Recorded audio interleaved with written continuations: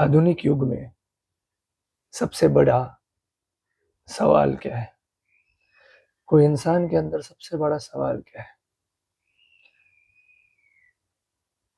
इस दुनिया में जितने भी लोग रह रहे हैं, वो सब कुछ चाहिए क्या? इन्हें चाहिए क्या?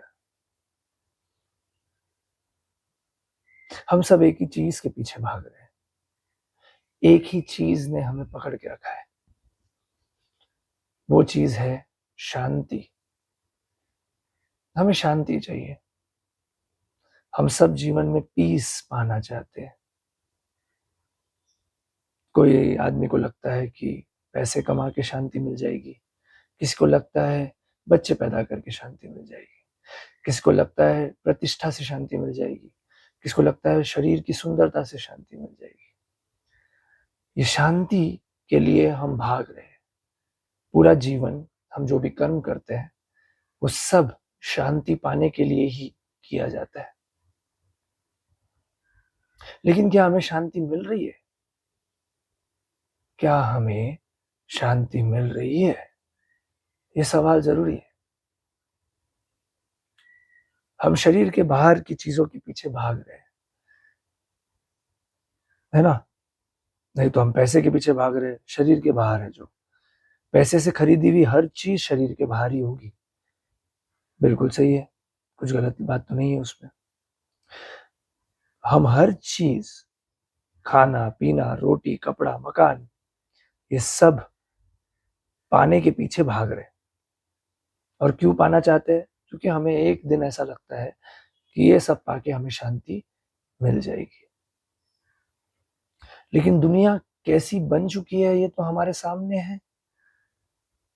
खराब हवा, खराब पानी, हर जगह करप्शन।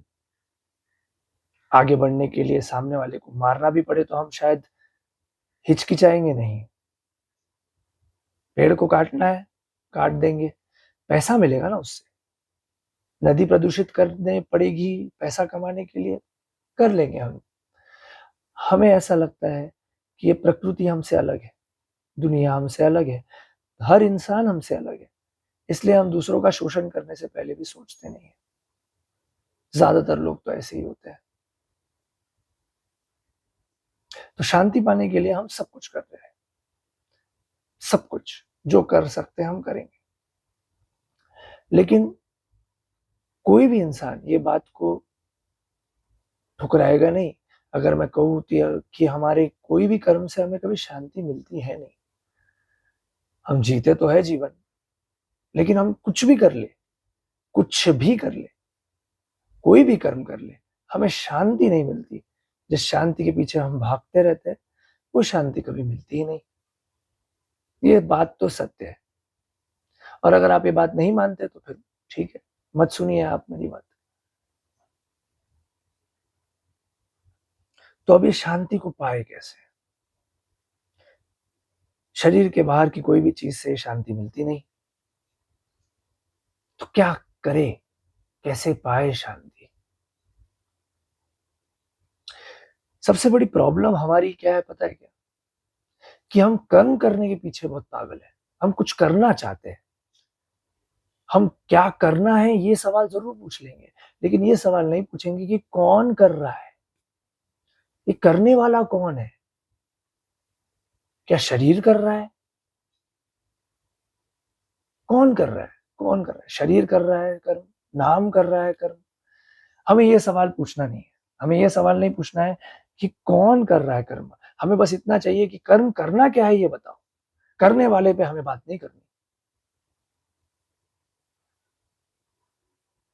तो अगर मैं आपको बताऊं कि आपके जीवन के सारे दुख आपकी आइडेंटिटी से जुड़े हुए हैं। आप कौन हैं ये आप जानते नहीं। और क्योंकि आप खुद को बिना जाने चीजें करे जा रहे हैं, वो सारी चीजें खराब ही हो रही है। एक बहुत अच्छा सिद्धांत है, जो इंसान खुद को नहीं जानता और खुद को बिना जाने जीवन जीता है उसके सारे कर्म विकृत हो जाते हैं। जो खुद को बिना जाने जीवन जीता है उसके सारे कर्म खराब हो जाते हैं। सारे कर्म खराब होने का मतलब यही है कि आपको जो शांति चाहिए कर्म करके वो शांति आपको कभी नहीं मिलेगी। अगर आपने खुद को बिना जाने कर्म किया तो यही सबका हाल है। सब कर्म तो करते हैं, लेकिन कर्म करके हमें वो शांति कभी नहीं मिलती जो हमें चाहिए, क्योंकि हम खुद को जानते ही नहीं। इसे कहते हैं अज्ञानता। अज्ञानता, इग्नोरेंस। इग्नोरेंस का मतलब ये नहीं है कि आप पढ़े लिखे नहीं है। अज्ञानता का मतलब ये नहीं है कि आपको अंग्रेजी बोलते नहीं आती, आप कंप्यूटर चलाना नहीं जानते, आपके पास कोई डिग्री नहीं है, आप स्कूल नहीं गए। ये अज्ञानता नहीं होता है। अज्ञानता का मतलब है खुद को नहीं जानना। जो खुद को नहीं जानता वो अज्ञानी है। अब चाहे उसके पास पीएचडी हो, उसके पास करोड़ों रुपए की संपत्ति हो, उसके पास कुछ भी हो बाहर की दुनिया में, अगर वो खुद को नहीं जानता तो वो अज्ञानी ही है। अब चाहे वो कोई मर्द हो या औरत, कोई फर्क नहीं पड़ता। तो अब खुद को जानना कैसे? खुद को जानना कैसे, ये नया सवाल उठ जाएगा। चलो ये तो समझ में आ गया हमें कि हमें खुद को जानना है, लेकिन खुद को जानना कैसे है, ये नया सवाल उठ जाएगा। तो मैं आज आपको ये कोशिश करूंगा बोलने की, बताने की, अनुभव कराने की कि आप कौन हो। अगर आपने एक बार वो चीज अनुभव कर ली, एक्सपीरियंस कर ली, तो फिर आपको मानने की जरूरत नहीं है।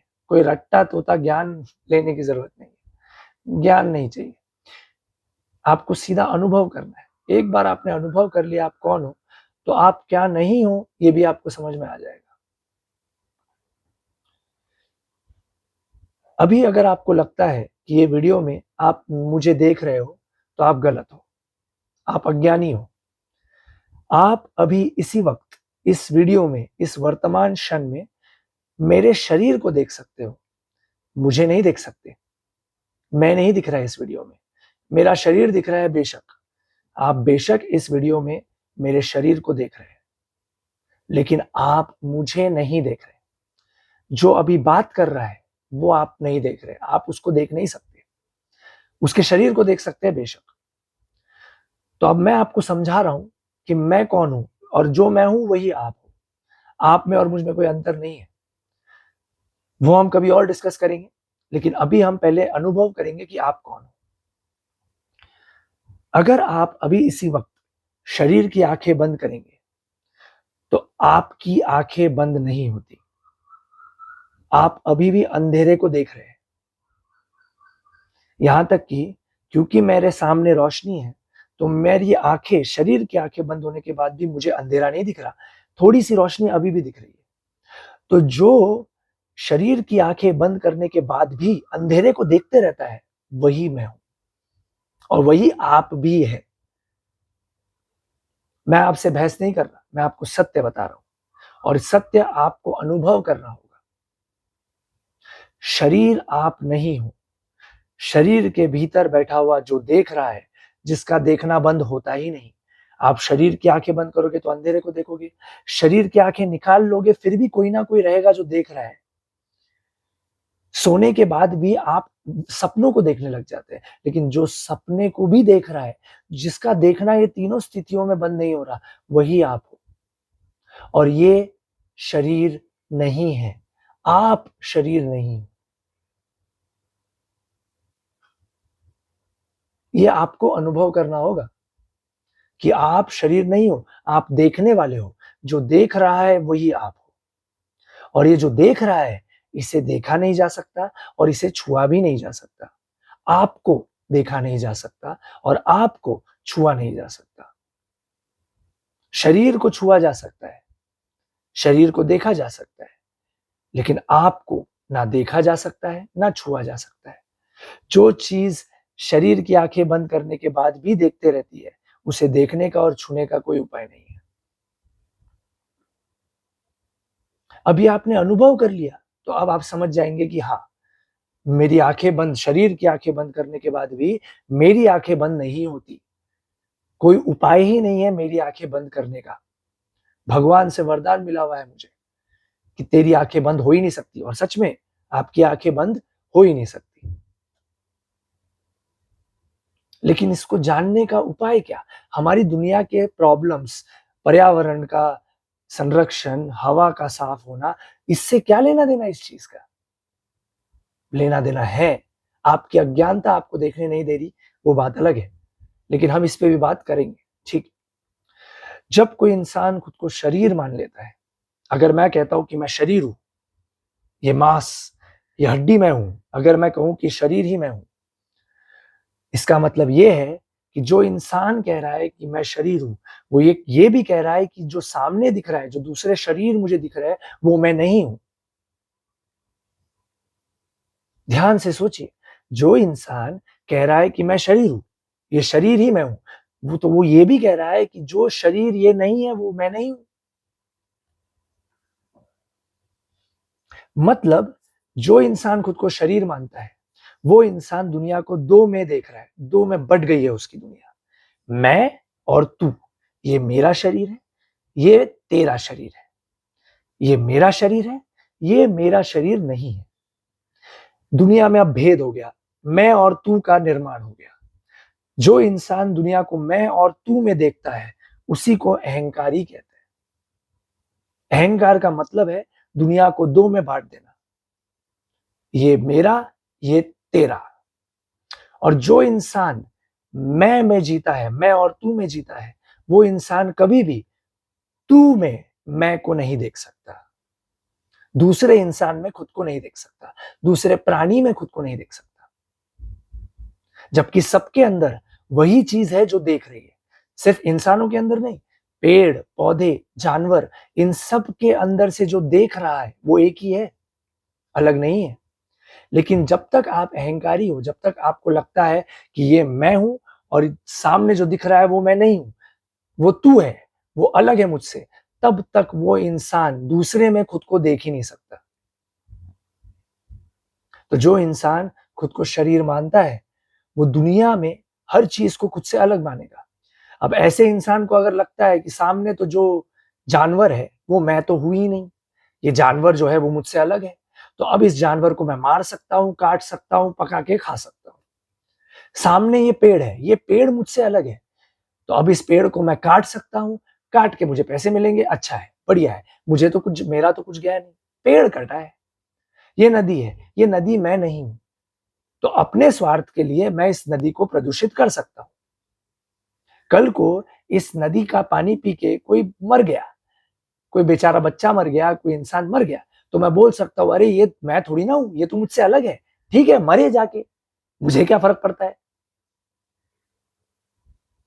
जो इंसान खुद को शरीर मानता है, मैं और तू में दुनिया को देखता है, वो इंसान दूसरे में कभी भी खुद को नहीं देख सकता। इस आदमी को अज्ञानी कहते हैं। और ये आदमी कभी भी ये नहीं समझ पाता कि शरीर की आंखें बंद करने के बाद जो अंधेरे को देखता है, वही देखने वाला हर जीवित चीज में, हर अणु में, हर एटम में वही बैठा हुआ है, सब चीज को वही चला रहा है।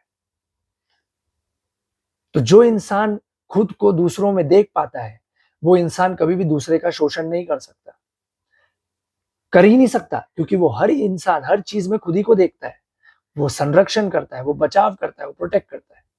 लेकिन जो इंसान अज्ञानी है, वो सोचता है अरे हाँ, सामने वाला मैं थोड़ी ना हूं, तो इसका शोषण कर सकते हैं, करो शोषण। तो जो समाज अज्ञानता पे बसा हुआ है, वो शोषण करता है। आप देख लीजिए भारतीय समाज में कितना शोषण हो रहा है, हर जगह शोषण है, हर जगह। तो आज हम भुगत रहे उसका नतीजा, ना अच्छी हवा है, ना अच्छा पानी है, हर चीज में मिलावट है। जो इंसान मिलावट कर रहा है, वो क्या सोच के मिलावट कर रहा है, वो ये जानता है, उसको लगता है कि मैं मिलावट कर रहा तो मेरे को थोड़ी ना मिल रहा खाने को, कोई और खा रहा है, वो मैं थोड़ी ना हूं। तो अज्ञानता पे जब एक समाज खड़ा हो जाता है, तो वो समाज में सिर्फ गलत ही कर्म हो सकते हैं, सही कर्म नहीं हो सकते। हमारी स्कूलें भी वही कर रही है, हमारी संस्थाएं भी वही कर रही है, हमारे पॉलिटिशियन भी वही कर रहे हैं। तो जो इंसान भीतर से खुद को जानता है, वही इंसान बाहर से सही कर्म कर सकता है। तो जब तक हमारे समाज में रहने वाले लोग खुद को नहीं जान लेते, तब तक समाज में कर्म खराब ही होंगे, और उसका कर्म का विकृत ही हमें नतीजा मिलेगा। आप शरीर नहीं हो, ये वर्तमान में अनुभव करने की चीज है। आप वो हो जिसका देखना बंद नहीं होता, जो शरीर की आंखें बंद करने के बाद भी अंधेरे को देखते रहता है, सपनों को देखने लग जाता है, लेकिन उसका देखना बंद नहीं होता। जब तक आप उस अंदर की चीज से नहीं जुड़ेंगे, आपको जीवन में शांति नहीं मिलेगी। अगर आपने खुद को जान के पॉलिटिक्स में भी गए आप, तो पॉलिटिक्स को लेके लोग कहते हैं कि बहुत ही गंदी चीज है पॉलिटिक्स। नहीं, पॉलिटिक्स गंदी नहीं है। कृष्ण भी ऊंचे दर्जे के राजनीतिज्ञ थे, पॉलिटिशियन ही थे कृष्ण। लेकिन कृष्ण क्योंकि खुद को जानते थे, तो उनकी पॉलिटिक्स भी कितनी सुंदर थी। तो जब तक हमारे पॉलिटिशियन भी खुद को नहीं जान लेते, तब तक वो कुछ अच्छा कर्म नहीं करने वाले।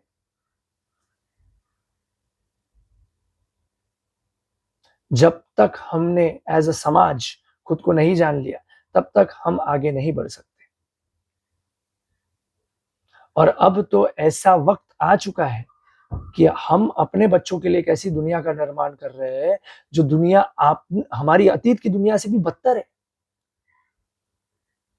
आज जो बच्चा पैदा हो रहा है, उसके माँ बाप ये बात जानते हैं कि हम एक बदतर दुनिया हमारी बच्चों के लिए बना रहे हैं और उनको एक बदतर दुनिया में छोड़ के जा रहे हैं।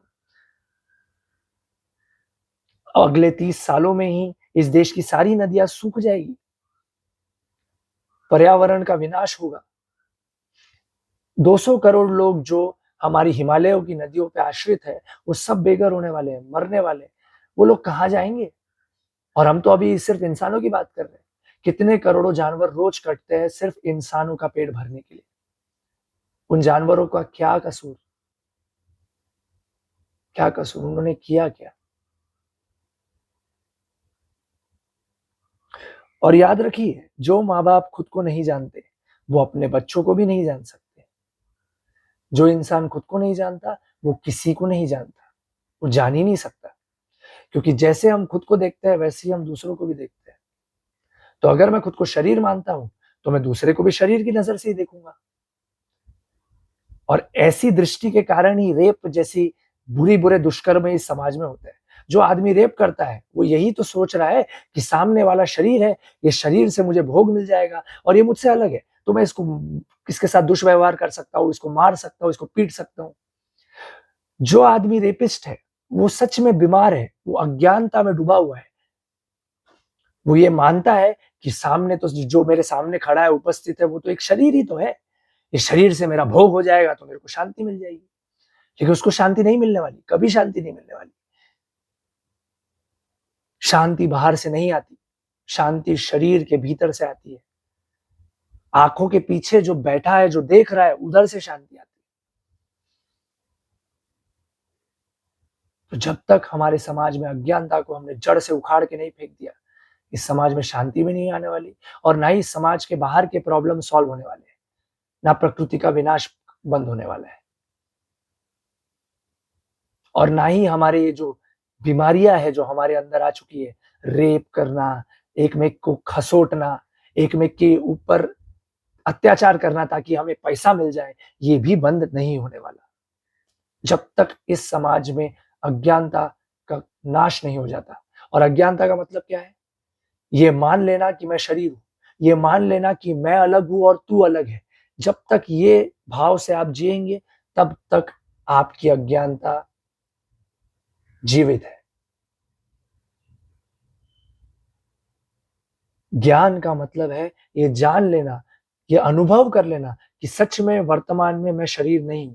सच में वर्तमान में मुझे देखा ही नहीं जा सकता। मेरे शरीर को देख सकते हो आप, मुझे नहीं देख सकते, मुझे छू नहीं सकते। शरीर को आप काट सकते हैं, मुझे नहीं काट सकते। और इसको अनुभव करने का सबसे आसान तरीका है, आंखें बंद करके अनुभव कीजिए कि अंधेरे को आप अभी भी देख रहे हैं। आपका देखना बंद नहीं होता।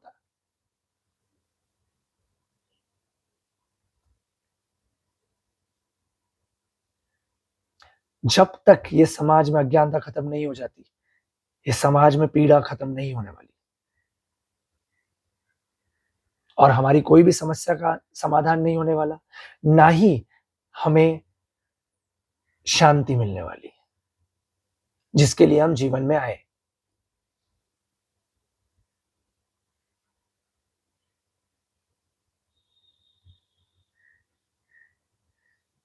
अगर आपको कोई भी सवाल है तो आप कमेंट्स में डाल सकते हैं और मैं वो सवालों का जवाब देने की कोशिश करूंगा। उम्मीद करता हूं कि आप ज्ञान के प्रकाश में आए और अज्ञानता से दूर हो। आपके जीवन में अज्ञानता जड़ से खत्म हो जाए, यही मेरी एकमात्र कामना है।